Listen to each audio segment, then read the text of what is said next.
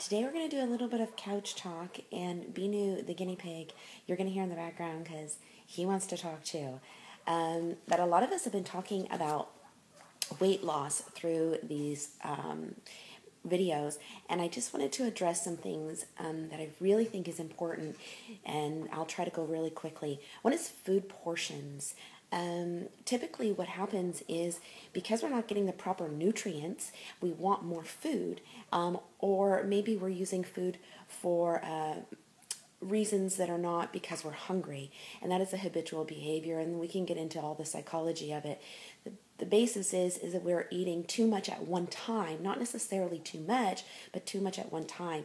And so for my body, what I have learned is probably a cup of food at one sitting is a lot of food.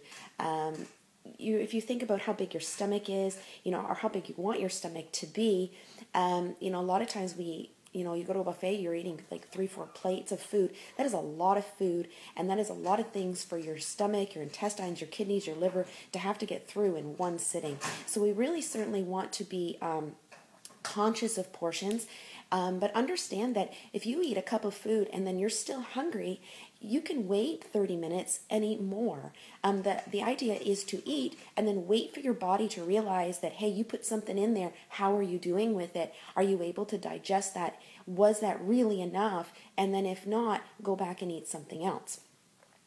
The other thing I wanted to address was individuals that do struggle with their weight.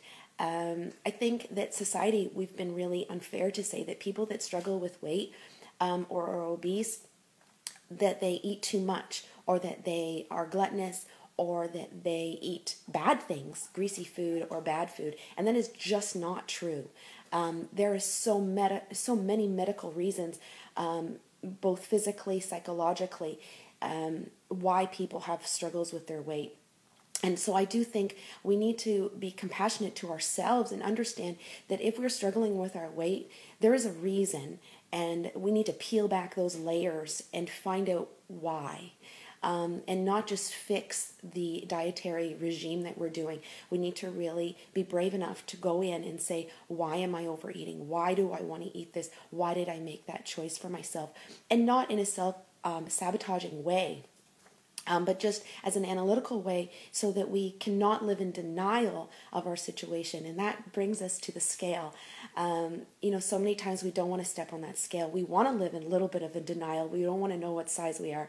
And I just don't believe in that. This is my personal opinion, all of these things, and I just hope that they will be inspirational to you and help you. Get on the scale. Find out what size you are. Don't live in denial.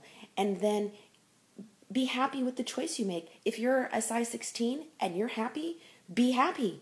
And, if other people are not happy with that, that's tough. That's their choice. Be happy with your decisions and say, hey, I'm happy at size 16. I'm happy at size 20.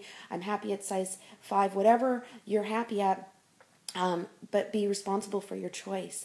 And if you're not happy with where you're at, it's not a time to feel guilty or shame or to beat yourself up, but it's a time to really look at yourself and show yourself some compassion and some empathy and some self-love. Hey, you're struggling here, and I'm here for you.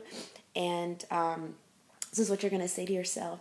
And you're going to say, hey, we're going to do better today. I'm going to help you make some good choices, and we're going to take some baby steps towards a better reality. And so it's not about this vicious negative cycle that we always put ourselves in. That being said, if you make some bad choices in your food that day, that's not the time to beat yourself up and say, why did you do that? You're such a horrible person. Here you are failing again. This is what we do to ourselves. And certainly that's a horrible thing. We wouldn't do it to someone else. Why would we do it to ourselves? And so when we make a bad choice, we need to realize that, hey, why did I make that choice? What's going on inside of me? And maybe you're a type of person, you just said, screw it. I just want to eat this. And you know what? That is okay. Be okay with the choices you make. Make a choice, enjoy your food, and then say, hey, I made that choice. I'm okay with that choice. I'm going to make a better choice next time and move forward. And again, stop the negative cycle. I think it was Judita who said it, we certainly don't have the raw police standing behind us or the vegan police behind us who's going to ticket us if we make a bad decision. for that moment, or what we deem as a bad decision for that moment.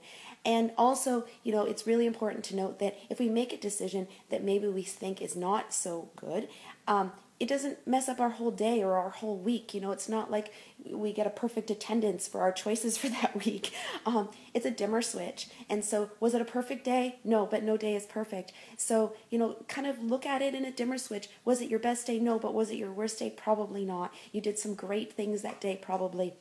And we need to dig through it and look at the positive choices that we made. This is really important in regards to what you're eating in that meal. And if you are having a weight problem at this time, it's because there's some problems in your body. Your body is not digesting food properly. Whether it be your stomach, your bowel, your liver, your kidneys, just your basic metabolism, something's going on and your body is not working well, and chances are you're probably not feeling very energetic and good inside your body. Sometimes it can affect your nervous system. Sometimes it can affect your sleep patterns. So certainly the whole idea of weight loss should not be just to get small. We want to heal our organs. We want to change cellularly. We want to improve our nervous system and our sleep patterns. And certainly we just want to digest food. And when everything is working properly, we gain muscle. Our food is then getting to our blood and our muscles, and then we're able to feel more energized, and everything kind of falls into place.